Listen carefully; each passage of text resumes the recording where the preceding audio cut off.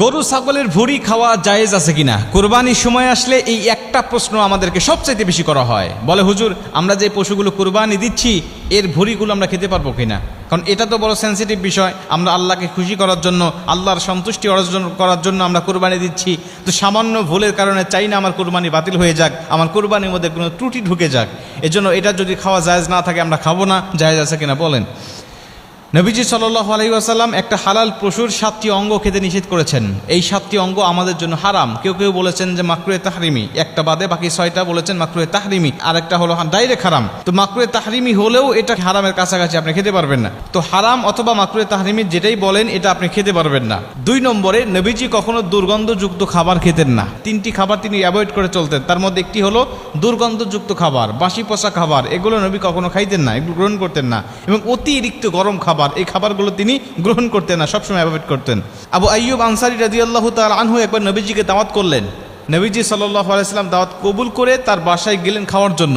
নবীজিকে দস্তরখানা সাজিয়ে খাবারটা দেওয়া হলো। নবীজি খাবার খাওয়ার জন্য বসে পড়লেন। তার খাবারের মেনুগুলো দেখে, তালিকাটা দেখে নবীজি উঠে দাঁড়িয়ে গেলেন। আবু আইয়ুব আনসারী রাদিয়াল্লাহু তাআলা হতভম্ব হয়ে গেলেন। নবীজি এমন আচরণ কখনো করেন না।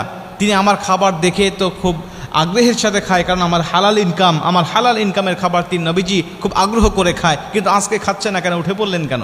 আবু আইয়ুব আনসারী প্রশ্ন করে বসলেন, ইয়া রাসূলুল্লাহ, কি হয়েছে? আমি কি কোনো বেয়াদবি করে ফেলেছি? কোনো ভুল হয়েছে কিনা বলেন, কেন দাঁড়ালেন? নবীজি বলছে, দেখো, তোমার খাবার মেনুতে আমি এমনও কিছু খাবার দেখতে পাচ্ছি যেটা আমাকে এবং আমার সঙ্গীদেরকে কষ্ট দেয়, মানে ফেরেশতাদেরকে কষ্ট দেয়। সেটা কি? নবীজি সাল্লাল্লাহু আলাইহি ওয়াসাল্লাম দেখলেন কাঁচা পেঁয়াজ এবং কাঁচা রসুন দেখা যাচ্ছে।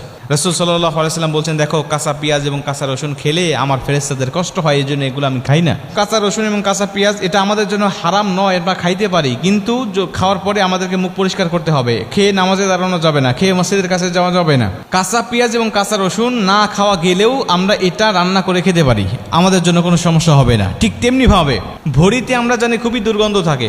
এই দুর্গন্ধযুক্ত খাবার আমাদের জন্য খাওয়া ঠিক হবে না। কিন্তু যদি আপনি এটা পরিষ্কার করে, সুন্দরভাবে ধৌত করে, আপনি যদি এটা দুর্গন্ধ মুক্ত করে যদি আপনি খেতে পারেন, আর এটা যদি আপনার রুচিতে আসে, তাহলে আপনি এটা খেতে পারেন, আপনার জন্য সম্পূর্ণ হালাল, এতে কোনো সন্দেহ নাই। কারণ নবীজি সাল্লাল্লাহু আলাইহি ওয়াসাল্লাম যে 7টা হারাম অঙ্গের কথা বলেছেন, এই 7টা অঙ্গের মধ্যে ভুঁড়ির কোনো কথা নাই। 7টা অঙ্গের মধ্যে প্রবাহিত রক্তের কথা আছে, 7টা অঙ্গের মধ্যে মূত্রথলির কথা আছে, এই 7টা অঙ্গের মধ্যে আপনার রগ আছে, 7টা অঙ্গের মধ্যে আপনার অন্ডকোষ আছে। এগুলো আপনি খেতে পারবেন না, এগুলো খাওয়া আপনার জন্য হারাম।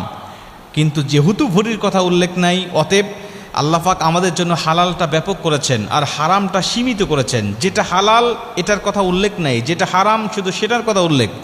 আল্লাহ ব্যাপক করেছেন হালালটা আর সীমিত করেছেন হারামটা। আল্লাহ বলেছেন, তুমি পৃথিবীর সব নারীকে বিয়ে করতে পারো, তোমার জন্য হালাল। শুধু বিয়ে করতে পারবে না তুমি 14 জন নারীকে, মানে হালাল ব্যাপক, হারাম সীমিত। নবীজি বলছেন, তুমি সাগরের সব মাছ খেতে পারো, কোনো সমস্যা নেই, সব হালাল। হারাম কি?